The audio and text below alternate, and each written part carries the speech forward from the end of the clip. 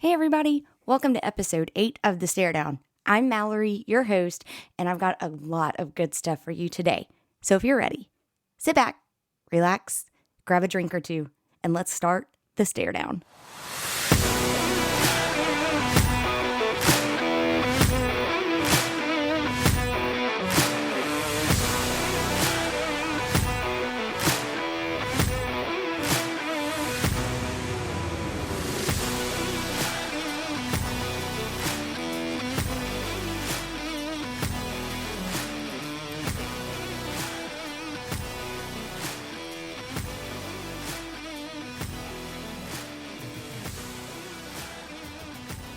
All right, welcome back to episode 8 of The Stare Down. Today's episode is called Never Quit, and I think it's a good name for a couple of reasons. One, I think we saw a lot of football games last weekend in both college and NFL where the teams just didn't quit and they pulled out a victory.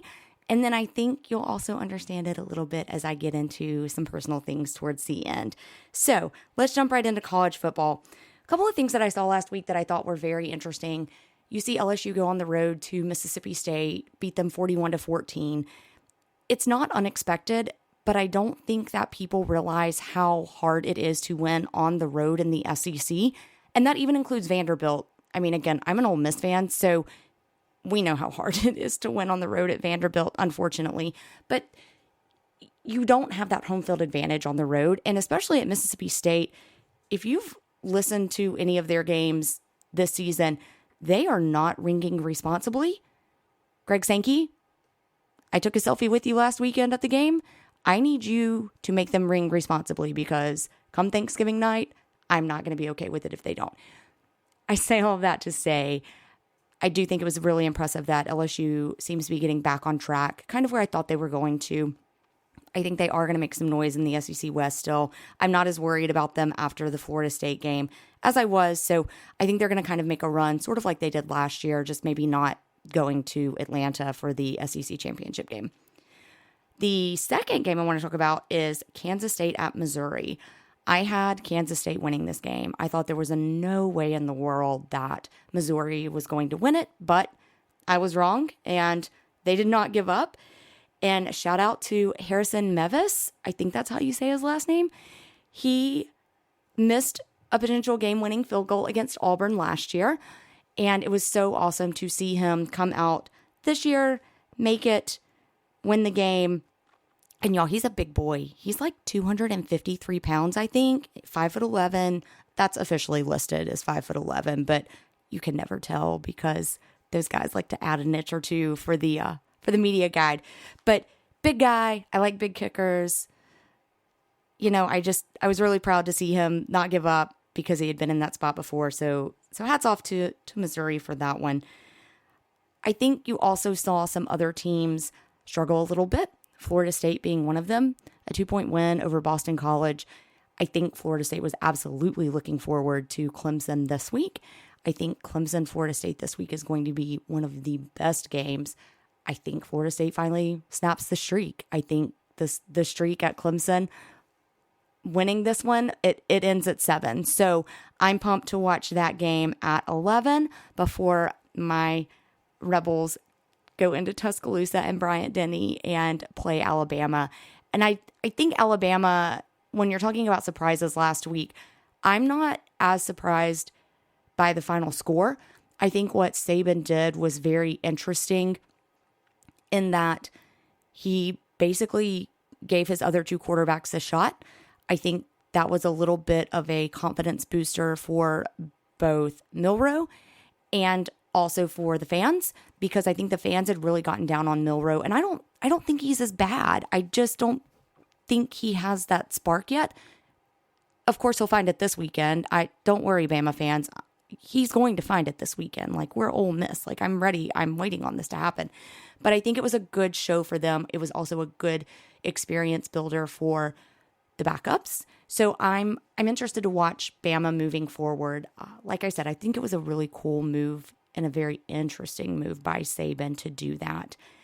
You know, you also have a little bit of some controversy going on there with Lane Kiffin, you know, and he's saying like, oh, we think somebody else is calling the defensive plays. Saban's like, no, our coordinator's the coordinator. He's the one calling the plays. So I'm kind of interested to see how that little bit of gamesmanship comes out. Thankfully, Lane was not dumb to give him rat poison and bulletin board material by saying something like, my mom always taught me that you should remove your hat and sunglasses when speaking to someone. So speaking of that horrible comment, Colorado State at Colorado. I had such a good time watching this into the wee hours of the morning. My Uncle Steve stayed up with me and we watched it after everybody went to bed. And it was such a good game. I think it was the 5th highest watched game in ESPN history for college football, which is incredible. But the hype to me really lived up to it. Travis Hunter going out early, it definitely showed in Colorado's rhythm. But man, those guys did not quit and they just kept fighting and kept fighting. But also, shout out to Colorado State for fighting too, because I really thought Colorado was going to go in and just absolutely destroy them. And I almost kind of wonder if this isn't a little bit of the, oh crap, pressure. You still have to kind of insulate yourselves from all of the outside noise and all of the hype. And I think that maybe Colorado didn't do as good of a job of that last week as they should have or could have. I mean, you have Lil Wayne walking you out like it's a boxing match. And yes, I said little instead of Lil Wayne, so my apologies for that. But I think the show around it, it's what we pay for when we pay to watch Neon Dion, right? It's what Colorado paid for. So again, hats off to Colorado. They are getting everything out of him so far, 3 games into the season. I'm really excited to watch their game this weekend.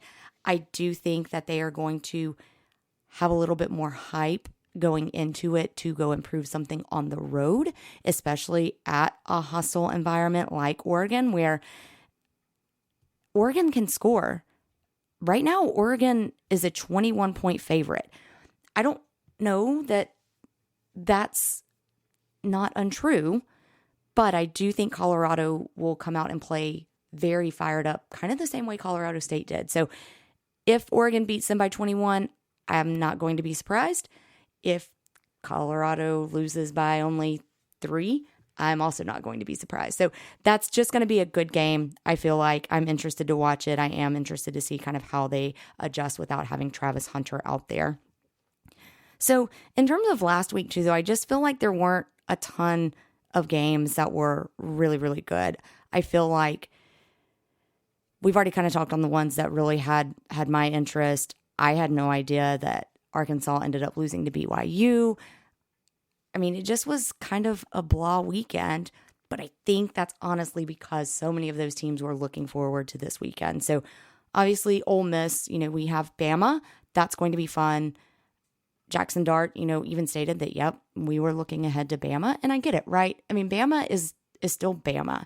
And I've heard Bama fans say like, oh, why does it always have to be big when you beat us? Because y'all have set the standard. So hats off to you. It's a respect thing. I never expect to go into Bama and even score. And the reason I say that is because I've been in Tuscaloosa when Ole Miss walked in and we were just a little bit confident and we didn't score a single point. Hugh Freeze, I still blame you. All you had to do was kick a field goal. Anyway, I digress. But yeah, I'm really excited to see how this Ole Miss team goes in, how much they've matured, what they're going to do to settle themselves down. If we do hit a roadblock, how are we going to bounce back the next week against LSU? But if I'm honestly just thinking about it and really just trying to stay there, we need to just stay focused on Alabama. But those are some of the things that I'm going to be looking for. Like, how do we look? How can we bounce back? Do we get so down on ourselves that we can't do anything? It happened to us last year, so I kind of want to see a little bit of a different spark out of this team in Tuscaloosa. Like I said, I think Florida State, Clemson, this is the year Florida State snaps that streak, and I don't think that they barely do it. I think they go in and just beat the hell out of Clemson. Now, Clemson's going to put up a fight, and I love that. But I also think that I'm going to be looking for that same kind of spark out of Clemson that I'm going to be looking for in Ole Miss. Even if they stumble, even if they don't beat Florida State, if they get blown out, how do they look moving forward? If they lose by a point or two, what does that do to them? I think this is going to be a pretty defining game for them moving forward. And we'll see if my prediction of them meeting Florida State in the ACC championship game stays alive. I think it can. But Clemson's going to have to prove a lot to themselves after this week, regardless of what happens. You've also got a few games that just don't really excite me this week. I really wish that it was just pure everybody's already playing conference games. But I mean, UAB at Georgia, Trent Dilfer, the UAB coach, he said it best. He was like, there's nothing like an SEC night game, and he's going to get it. He and his team are going to get it. And he even said, like, NFL games aren't even that exciting. I think he even said the Super Bowl is not that exciting. And let's be honest, usually the Super Bowl isn't that exciting until like the fourth quarter. It's usually the halftime show. But he's right, though. Like, SEC games at night, it's just a very different atmosphere. So I kind of am excited to see how his players respond to that. I think it'll be a good test for UAB just to know that they can handle that ESPN2 6:30 p.m. Central Time slot. It's going to be a good primetime slot for them. Texas at Baylor, also 6:30 p.m. Central. That one's going to be on ABC. Right now, Texas is a 14.5-point favorite. I think it's going to be more. I think Texas is going to enjoy flying under the radar a little bit right now because I think they know that all of the attention is really on what is Bama going to do. Georgia didn't just blow out South Carolina last week. Florida State, is this the year? So I think Texas probably goes in and makes a statement against Baylor. That'll be a game that I'm hopefully watching on my phone or via live stats on the way back from Tuscaloosa. And then, of course, you have the granddaddy of them all. Not really. It's not the Rose Bowl, but the granddaddy of them all for this weekend. Ohio State and Notre Dame. Number 6 versus number 9. Right now, Ohio State is a 3-point favorite. NBC, 6:30 p.m. Central. I mean, guys, can we like do some different things here? Like, I need some different time slots so I can pay attention and not have to pay attention to all of them all at the same time. But whatever, I know. I'm just some little peon who talks about sports. I don't actually plan them or anything. But I think this is going to be the game that Ohio State makes their statement to early on as to whether or not they really can give Michigan a run for their money, if they can give Penn State a run for their money. Penn State has Iowa at home. Penn State's a 15-point favorite in that. I could see that. I think Iowa's defense is going to come in and be a little bit stronger, but I don't see Iowa's offense doing very well against that Penn State defense. Again, also at 6:30. Man, y'all, my 6:30 p.m. is going to be, at least it won't be a boring ride home, right? But that's going to be a good game as well. I think, too, Penn State has been flying super under the radar in my mind. Yeah, they're number 7, but I think they're just kind of hanging around there. I think this could be a good statement game for them. And let's talk about it. I mean, it's Rutgers at Michigan, but Harbaugh's back. So I don't care for him. I think I said this early on in an earlier episode, I think this is his last year in college. So how he handles coming off of his suspension, I mean, I think they're going to go out and they're just going to beat the crap out of Rutgers. So sorry, Rutgers. Here's hoping that maybe you can keep it close. Maybe you can pull off a Missouri. I doubt it, but you never know. Stranger things have happened. So I think that's all I'm going to talk about with college football. That's short and sweet for me, right? So let's dive into a little bit of the NFL. Week 2 was very different than what I was expecting.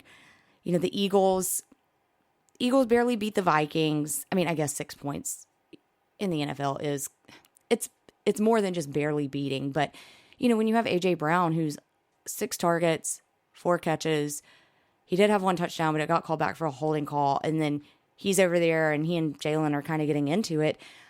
I really love that for the Eagles. I think that, Jason Kelsey said it best this week. He likes to see them yelling because it's better than them not talking. When they stop talking and they stop communicating, that's when they as a team break down. So I am interested to see kind of how that works. I know AJ and Jalen have been really good friends for a really long time. So I'm wanting to see the Eagles get back on track a little bit this week, and just that offensive power, man, it's going to come back at some point. And this could be the week that it happens. The Bills finally came out pretty strong against the Raiders, 38-10. Not surprised there. The Ravens barely beat the Bengals. I think that's not necessarily because the Bengals are that good. I think the Ravens defense is still kind of finding itself a little bit. Chiefs and Jaguars. The Jaguars are way better than people, I think, are giving them credit for.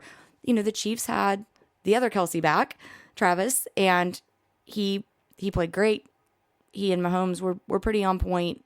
They're just going to continue to do what they do every year, though, and they're going to get stronger as it goes on. But yeah, I was really impressed that the Jaguars hung in there. I mean, they didn't score the way that I expected them to, but the Jaguars defense only holding the Chiefs to 17 points is pretty impressive. Titans, Chargers.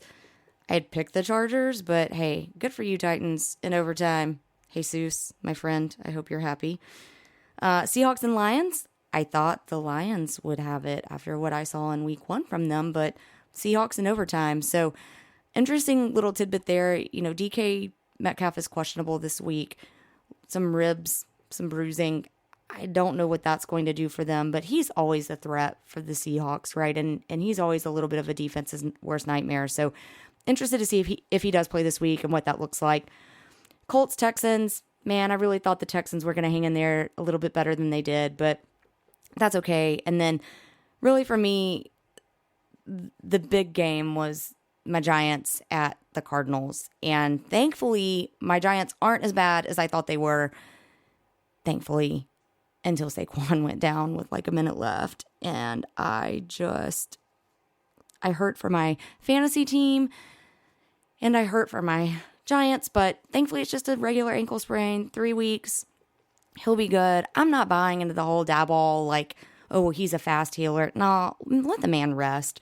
So I think week 2, it pretty much what I expect to see. I really don't think we're going to see anything out of any NFL team until we start getting into like week 4, week 5. You're going to start having rest weeks, bye weeks at that point. So I think we'll know a little bit more. Some interesting games for me this week that I'm looking forward to, Falcons and Lions. It's going to be at the Lions. I'm interested to see, are the Falcons for real at 2-0, or can the Lions bounce back? Saints and Packers. Saints are 2-0 somehow. Still not quite sure how, but they are. The Packers I don't think are that bad. So the Saints going into Green Bay, that's going to be a good test for Green Bay because the Saints always are going to have some offensive weapons. Their defense will somehow pull through. So that's going to be a good game to watch. I'm going to have my eye on that one. And then I think the Monday night thing, I'm going to be completely honest, guys. I do not like this 2 games on Monday night starting an hour apart. Monday night is meant for one team and one team only. That's it.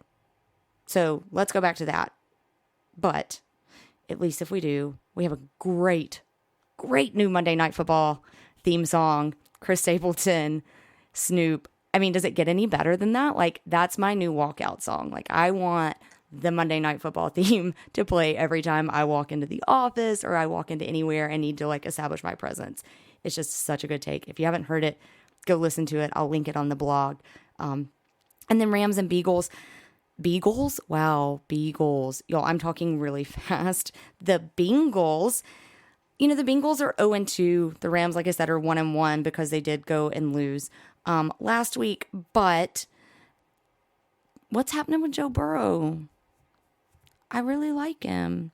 I had to sit him this week on my bench in fantasy. I didn't like that.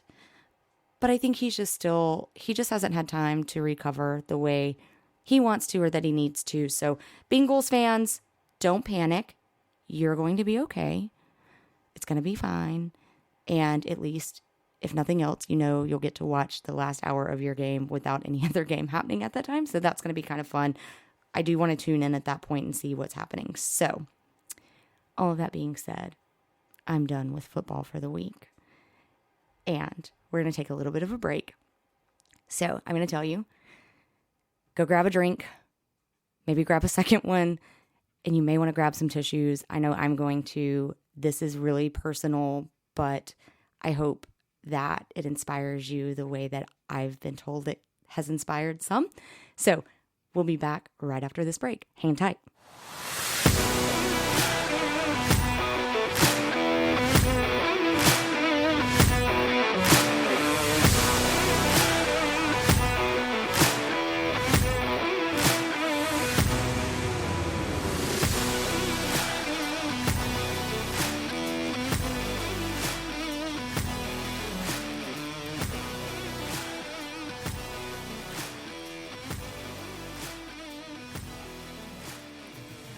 Welcome back. I hope you were able to go get a drink and a box of Kleenex. I know I did. This part of the episode is going to be probably hard for me. I've told this story a million times. It is my story. It's the story of my life. But this is the first time I'm telling it without being able to really see the audience and get the facial expressions back to me. I'm not getting any of that feedback. I'm just talking honestly right now into my microphone. So, it's already hard enough to do something like a podcast where you're talking about something that you really love and you're super passionate about, and you worry, will people listen? Are people going to like it? Are they going to think I'm completely insane or stupid and just am some crazy girl rambling on about sports? But it's another thing to put yourself out there when telling your life story. I have a lot of friends and family who listen to this, so this story will probably not be new to them. If it is new to them, guys, I don't know what happened, but we need to talk because a lot of you lived this with me. So I will try and stop rambling now, and I will go ahead and caveat this with, if you do hear me crying or sniffling, I'm not going to edit that out. This is real. This is raw. And I think that it just goes into what I was saying last week of, please remember that those kids wearing those jerseys and those coaches on the sideline, those are still humans, and I am a human. And whatever you may feel about this and what I'm about to say, it's still mine, and I still have real feelings and emotions that go along with it. So when this episode drops, it will be September 22nd, 2023. And I want us to go back 23 years to September 22nd, 2000. I was a sophomore in high school, a cross-country runner, the number 2 runner on our team, a team that would eventually go on 2 years later and win a state championship. Shout out to my A-High Black Bear girls. Y'all did it. But while the rest of my classmates were getting ready for our homecoming game, I should have also been getting ready for our homecoming game. It was my first ever date, a guy named Ben. I won't give his last name because, like I said, there are probably people listening to this who know him. But Ben was super cute. I actually had a crush on his friend. But my friend Leslie, who was the number 1 runner on our cross-country team, she was actually going to the game with his friend. And so we were going to double date, but I was super excited because it was my first ever date. Well, instead of getting ready for the homecoming dance, I was actually on day 2 of being in Children's Hospital in Birmingham. And I went into the hospital on the 20th of September, 2000, because I'd had a headache for about 2.5 weeks. The headache actually started at the Auburn-Ole Miss game when Deuce McAllister ran back an 87-yard punt for a touchdown against Tommy Tuberville and the Auburn Tigers. And it was Deuce's senior year, so Ole Miss had this whole Heisman campaign of the Deuces lose. Great shirts, with playing cards and stuff. And the Deuce was loose that day. Unfortunately, Ole Miss ended up losing the game, but what I specifically remember about that play from Deuce is jumping up and down, screaming. Ben was actually there. I had taken him to go to the game with us. And as soon as I stopped cheering and kind of got calmed down, I had a headache. And that headache just honestly got worse over 2.5 weeks. So went to the doctor a couple of times, and finally on that Wednesday, the 20th, went to the doc in a box, and guy was talking to me. He was a little bit of a wackadoo, but he went and looked at my chart and realized that it had been several months since we had done blood work. So he decided to do some blood work, make sure it wasn't just vertigo, which is what he thought it was. And it wasn't. My red blood cell count came back very, very low. It was my hematocrit. It was 13, which is dangerously low. They ran the test multiple times and it was still 13. So best case scenario, their machine's broken. Worst case scenario, I have really low blood counts. And so in the talk with this crazy doctor, he found out that my dad was a nurse. So he calls my mom out of the room. They go call my dad, give dad, the counts. Dad immediately drops everything and meets us in Birmingham, basically. They give my mom the option to either drive me down to Birmingham or we could take an ambulance. My dad said, nope, drive her. And we're like, what the heck? I'm like, look, I just want to feel better. I don't really care where I go or how I get there. Just, I want to feel better at this point. So we get to Children's Hospital in Birmingham, get to the ER. They're waiting on us. They knew we were coming. They draw blood, start an IV, and I was deathly afraid of needles up to this point. So my mom knew I really didn't feel good when they said they needed to start an IV, and I was just like, whatever, I don't care. She was like, oh, something really is wrong. So they do blood work, and my hematocrit has dropped from 13 to 12. So, all right, more than likely the machine in Decatur is not broken. So we were waiting on a bed in a specific area of the hospital, and they finally had one open up later that night. So they admit me to the hospital, give me some blood transfusions, get my hematocrit back up to 26 on that Thursday. And that meant that on Friday, they could go in and do a bone marrow biopsy because they had at least figured out by that point that something was happening and my bone marrow was not making blood the way it should. So wake up that Friday morning, like I said, it's homecoming day. I should be getting ready. I should be at school with everybody, wearing my homecoming shirt and ready to go. I think we were playing Arab the Knights. And for those of you that don't live in North Alabama, it's not Arab. It's spelled Arab. It's Arab. So we were going to go play the Arab Knights and, should have been ready to wear my Beat the Night shirt and all of that kind of stuff. But nope, still in the hospital.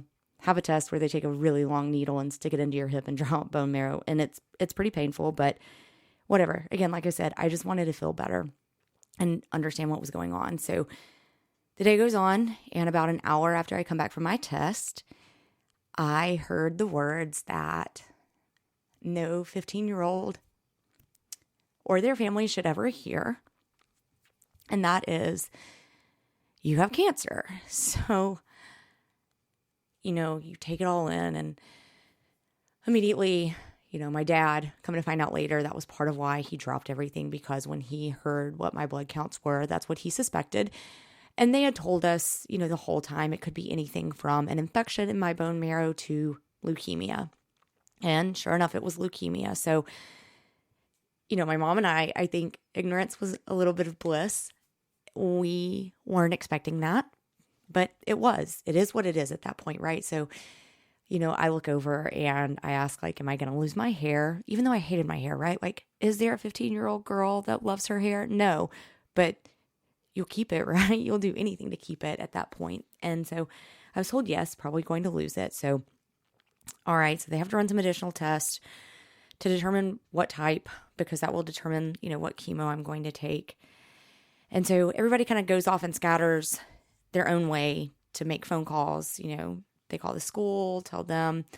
My cross-country team finds out. My mom obviously has to call and tell Ben's parents, hey, yeah, definitely not getting out of the hospital. Definitely not going to make it to homecoming. We're really sorry. Don't know kind of what else to say. So it comes back, nothing too crazy. Acute lymphocytic leukemia. So basically the most common type of childhood cancer. But I was considered high risk because of my age and because I was a female. And so then we start discussing treatments and what that looks like. So they don't do that type of stuff, especially for your initial treatment on the weekends. So they gave us the option of they could take me home for the weekend and then come back Monday morning and be admitted again, or I could just stay.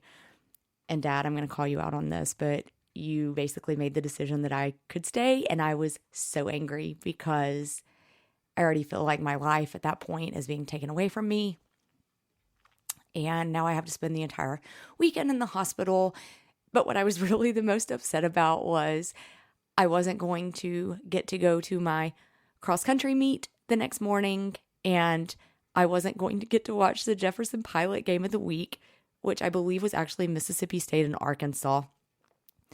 And thankfully my Rebels weren't playing that weekend. So I just wanted to sit back and enjoy football after cross country. So sorry, Dad. I was a little angry at you. I'm sure you probably knew it, but I'm admitting it now. So we stay in the hospital. They keep me. Everybody kind of goes home and starts, getting clothes and taking care of work things and stuff like that. And it was a little bit of a relief for me that I had some quiet time. And so I'm sitting there and I'm watching football. I'm watching that Jefferson Pilot game of the week. And my new doctor, that we find out later on, the floor that they put me on was actually the hematology oncology unit specifically. I mean, you could go other places in the hospital, but that was the floor that was specifically set aside for those patients. And so my new oncologist walks in the room, and she's great. I really liked her immediately. And she's like, "Oh, what are you watching?" And I was like, "Oh, I'm watching Mississippi State." And I was like, "But my team's not playing today." And she was like, "Who's your team?" And I was like, "Ole Miss." And she goes, "Oh, no." And I was like, "Oh, crap. What's her team?" Like, your mind. I'm like, "Oh, shit. I have cancer. And now I'm going to have I don't know, an LSU fan for an oncologist or something." Oh, no, y'all. It's worse. She's a Mississippi State fan. I was like, no, please, no. I'll take the LSU fan. Which, funny side story, that Wednesday, the doctor that saw me in the ER and that admitted me was actually an LSU grad who was a hematologist oncologist, but he was going off call that night. So instead, I get the Mississippi State fan that's on call. But I always caveat this with, she went to State for her undergrad, and then she got her medical degree from the University of Mississippi Medical Center. So she is a rebel. She is an Ole Miss alum. But Dr. Hilliard was amazing. And so we ended up sitting there, and she watched the game for a few minutes with me. And I knew then I was exactly where I needed to be. I had a cool doctor, a female doctor at that, right? That's just awesome. And she liked sports. She's definitely more of a basketball fan than a football fan, but she knew enough to hang with me. And so I was just kind of over the moon. Again, not necessarily over the moon about the Mississippi State thing, but again, at that point, I'll take any little small win I can. So fast forward, we start going through treatments. I get my port put in that Monday. They do my first treatment while I'm under, and we just start going. Fight of my life, literally, at this point. And I won't bore all of you in this episode with a lot of the specifics, but I do want to pull it back to sports, in that I said it last week of sports, and specifically football, are my happy place and my safe space. And that is because during all of this, we were told that I would basically have to be quarantined. My parents had to go sit through a class with the nurse practitioner, and I think maybe some other nurses, some other staff. And they were told things like, don't take Advil. It's a blood thinner, Tylenol only. Don't let anybody in your house because you're not going to have an immune system. And so you need to quarantine. So I knew what quarantine was before the rest of the world found out.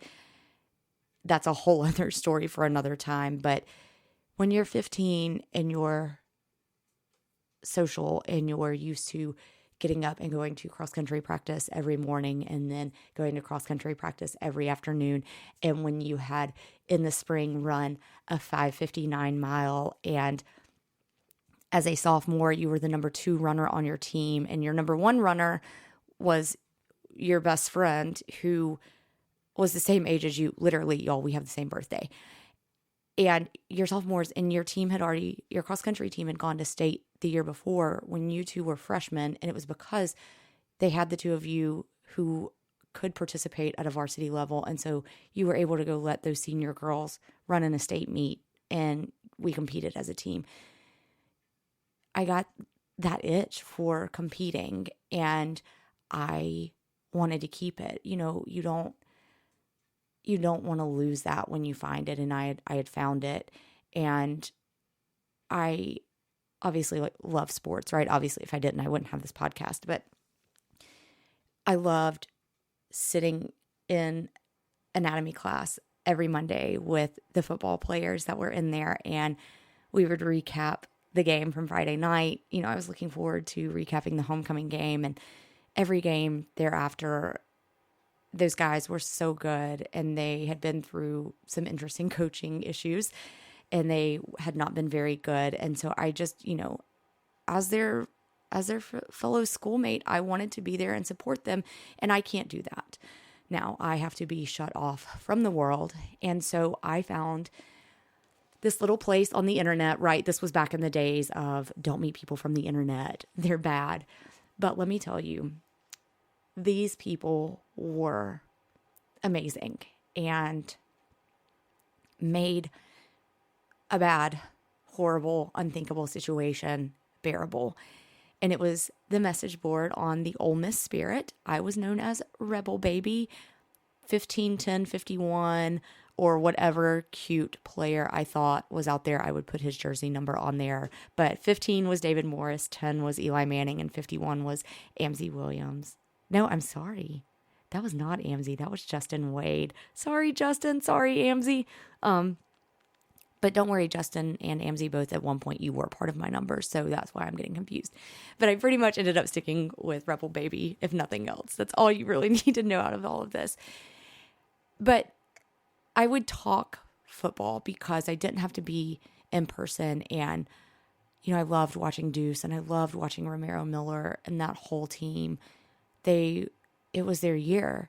You know, Cutcliffe was in his second year, and they were finally going to, you know, they were doing great things. Eli Manning was the backup quarterback. Like, this was going to be awesome. And so, you know, I really wanted that normalcy, and the people on that message board provided that for me. They all rallied around. They even created their own little group where they would email back and forth called Mal's Angels, and they flooded our mailbox with signed pictures from Ole Miss football players, basketball players, baseball players, softball players, you name it, y'all. Every Ole Miss athlete, I'm pretty sure, at some point signed something for me. And they just loved me. They just became family. And when it came to talking football, I knew my stuff. And they didn't treat me with kid gloves or with you're a sick girl glove. They just treated me as a fellow Ole Miss fan. And so I have to always say that family doesn't have to be blood for it to be real. And I think that that group showed me that early on. And it showed me that no matter what you're going through, you can always be there for somebody else. And sports can bring a lot of people from a lot of different backgrounds together. I mean, we even had Mississippi State fans and Alabama fans that were actually on these message boards. And yeah, they were annoying, but they were good people, and they stepped up and they did stuff. And it's just one of those things where you can never say thank you enough, because there aren't adequate enough words to tell these people how much they meant to you and what a huge impact they had on you.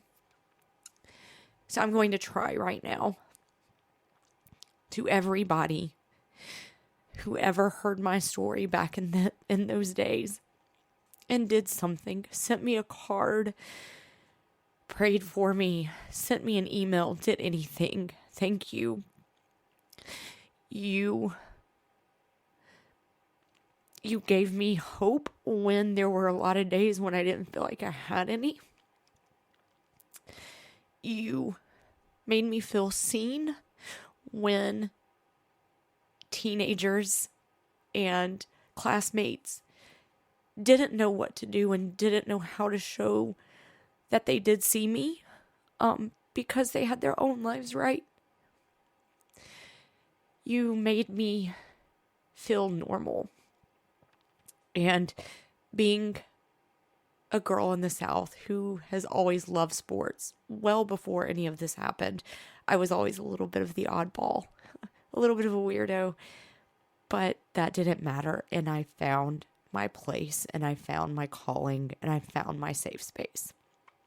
So if any of you are listening to this and you were part of Mal's Angels or anything along those lines, thank you. It means more to me, like I said, than I think I can ever put into words. So much, in fact, that I still have probably 95% of the stuff that I got. I don't know that my husband knows that. So, Cody, if you're listening, please don't go looking through some of those old boxes in the attic, or in the guest room closet, because it's full of cool memorabilia that to others may not mean anything, but to me, it symbolizes hope. So I said last week when I got on my rant about remembering that these athletes are human beings, that's why. Because in the middle of them living their lives, going to class, studying film, playing in games, dealing with injuries, all of those things, they still took time out of their day to understand their impact and to bring a little sunshine into my life. That's not what a robot can do. That's what a human being can do. And sports has that power. Sports has the power to heal, to give you hope, to take you away, even for just a few hours, to make you stop thinking about your next chemo treatment or the fact that you've just spent 30 minutes nonstop throwing up to where you can't throw up anymore, and there's not even stomach bile to throw up, but yet your body's just convulsing. Sports provides that break and that happiness. So, if I do ever get a little emotional about sports and about being a good fan and showing grace and respect to players at all levels for the craft that they are trying to perfect and that they're out there showing us for our entertainment, please provide that grace to them. Please treat them as a fellow human being that is not perfect, is never going to be perfect, but they are doing their best just like the rest of us, because you don't know who is watching that game and who is going through something. So, all that being said, I'm going to throw a Hail Mary out there. There are two people who I know of that are in the football world that understand what it's like to battle cancer.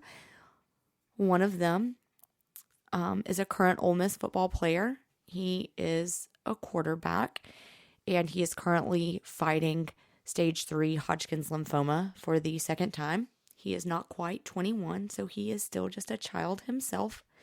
But if you go to the blog post, you will see a link to his GoFundMe.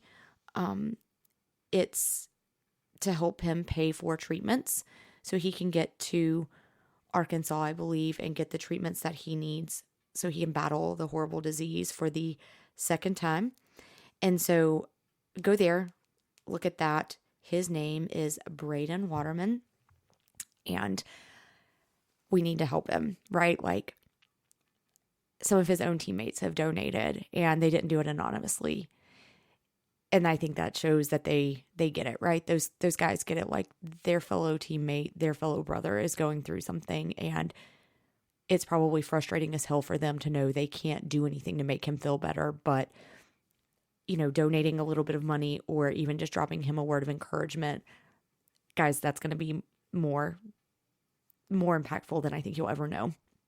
And so if you're listening to this and you feel compelled to help, you can go find his GoFundMe, like I said, in the blog post. But my Hail Mary is John Mechie III. This man played at Alabama. I loved him. I hated playing against him, but I loved to watch him play. He's so good. And he was actually diagnosed with a pretty rare form of leukemia, one that I don't even know how to try and pronounce it, so I'm not going to, but it's also an acute leukemia. I think it's APL. Don't ask me what the P stands for. I did type it out in the blog post, so you can go look. But John actually completed treatments, and he actually made his first NFL catch against the Colts last weekend for 17 yards. So my Hail Mary is, if anyone is listening and they have any way to contact him or know how to, I would love for him to come be a guest and talk to me about what it's like to be on that other side and be a professional athlete and go through something like that. I want to be able to talk to him about, just being a cancer survivor and then what does sports mean to him. So Hail Mary, I'm putting it out there to the universe. Maybe someone will hear this and help. But if you do go to the blog post, I've already said you can donate to Braden's GoFundMe, but there's another link there that you can donate to, and it is for Tato's team, and it's for St. Jude for the marathon weekend, December 2nd of this year. And Tato was the son of my former coworker and friend Rachel, and Tato unfortunately lost his battle to leukemia earlier this year. And so on December 2nd, or sometime, depending on how fast I can get there, I will be running as part of Tato's team a half marathon and raising money for St. Jude in his memory and in memory of all of those who came before us, who fought with me and who have come after me, who didn't make it. And I'm also going to do it in honor of those who continue to fight, and for all of the nurses and families who are going through it as well, the doctors, the researchers, everybody. So if you go to the blog and you donate to either one of those, donate to Team Tato or Braden's, I want you guys to take a screenshot of it, send it to any of the social media platforms. You can send it just as a message. You don't have to post it publicly, or you can even email me and prove that you did it. And if you donate between now and October 15th, then you will go into a drawing for some really cool merch, some stare down merch. So I think it's just going to be a great way to show that, sports does transcend teams and all aspects of life. And it's the thing that can bring us together. And it's all for a good cause. So go check out the blog post.